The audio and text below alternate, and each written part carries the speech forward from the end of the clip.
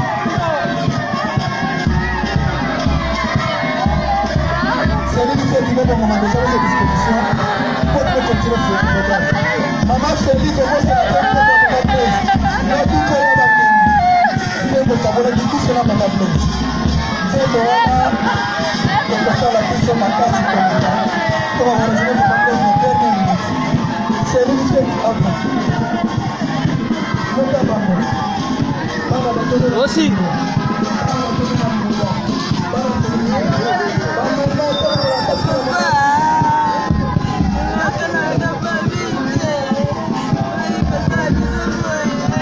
aussi loba solo la legal monsieur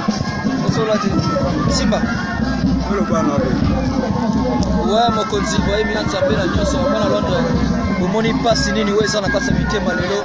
donc tu as évité que komisa moto za très cher na famille et ça leur tellement passé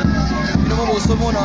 bona bana mowei ba kibotala papa na bango omoni pasi nyesa ni même ba tuna mitema donc il y a rien à dire bana Londres mo somona mama mère nanga Gislain omona ba image yo pour comprendre que tous arrivent à une douleur tellement on s'appelle mauvais so pas qui nzoto mbezi passé nde botolo ba kaka donc ça il vient passer tout donc on a bien choqué na éviter quoi na éviter bon on a ba image yo ba mutu tout azana douleur donc tozolela benando ko na biso plaisir ça